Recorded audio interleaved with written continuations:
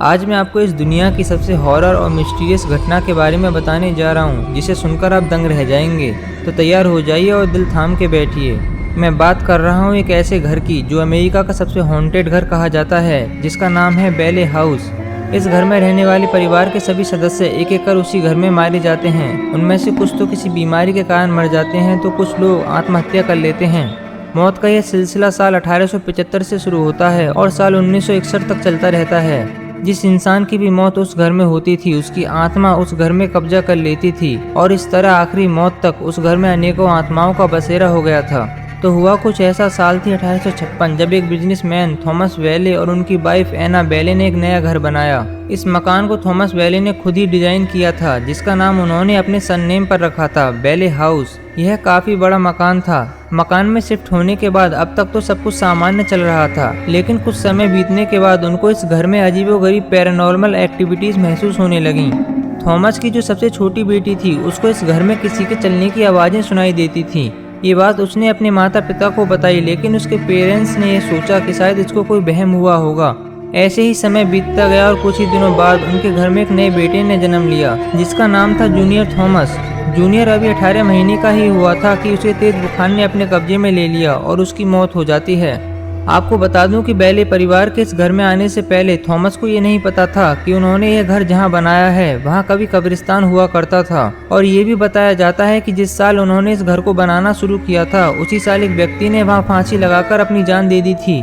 अब जो ये मौत का सिलसिला शुरू हुआ था, वो काफी सालों तक ऐसे ही चलता रहा। साल 1885 में उनकी बेटी ने अपने आप को गोली मारकर आत्महत्या कर ली। इस घर के सभी सदस्यों की धीरे धीरे मौत हो गई। अब आखिर में बचे थॉमस वेले और उनकी वाइफ एना बेले की भी इस घर में मौत हो जाती है।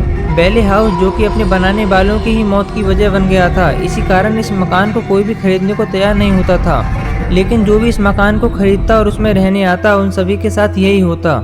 अब लोगों में इस घर का खौफ इतना बढ़ गया था कि इस घर को लोग घोस्ट हाउस के नाम से जानने लगे। ये घर उस टाइम का सबसे मोस्ट हॉन्टेड घर माना जाता था। ऐसा कहा जाता है कि इस घर में जो भी रहने गया, उसकी मौत या तो किसी बीमारी की वजह से हो गई या फिर उसने आत्महत्या कर ली। इस घर में रहने को कोई तैयार ही नहीं होता था, तो आखिर में इस घर को एक म्यूजियम में कन्वर्ट कर दिया गया। कहा जाता है कि आज भी इस घर में घर के मालिक थॉमस की आत्मा दिखाई देती है। थॉमस को आज भी वहाँ महसूस किया जाता है। कुछ लोगों ने तो घर के पीछे वाले कमरे में अन्य सदस्यों के होने का भी आभास किया है। इसी के चलते वहाँ की गवर्नमेंट ने इस घर को अपने कब्जे में ले लिया था। लोगों को इस घर में अजीब अजीब आवाजें सुनाई देती थीं, और इतना ही नहीं, लोगों ने इस घर में एक डॉग को इधर उधर घूमते भी देखने का दावा किया था, जो अचानक उनके सामने आता और अचानक से गायब भी हो जाता। आपको बता दूं, ये वही डॉग था जब बेले फैमिली जिंदा थी और ये उनका पालतू हुआ करता था। इन घटनाओं के चलते ये घर पब्लिसिटी में आ गया और इसी के चलते इस घर में पैरानॉर्मल रिसर्च टीम ने वहां जाने का निर्णय लिया।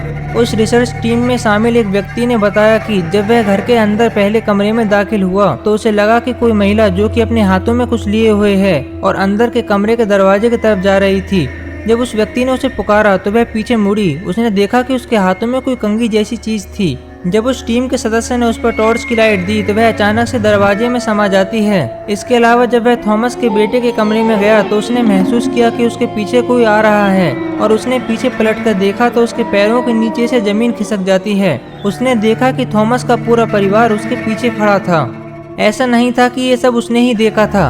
एक बार एक टीवी एक्ट्रेस, जो कि बहुत बड़े और जाने माने एक्ट्रेस थे, जिनका नाम रेगिस फिलिपिन था, उन्होंने भी इस घर में जाने का मन बनाया एक एडवेंचर के लिए, क्योंकि वह इन सब बातों पर यकीन नहीं करते थे कि कोई आत्मा जैसी चीज भी होती है। लेकिन जब वह उस घर से लौटे तो वह हैरानी में थे, और जो उन्होंने बताया वो उससे भी ज्यादा हैरान करने वाला था। उन्होंने पब्लिक को बताया कि जब वह उस घर में टहल रहे थे तो उन्होंने थॉमस वेले की वाइफ एना बेले को देखा, जो अचानक से उनके सामने आ जाती हैं और गायब भी हो जाती हैं। उनको इस बात पर यकीन नहीं हो पा रहा था कि जिनकी किस्से कहानियां वह सुनते आ रहे हैं, उनको उन्होंने खुद देखा।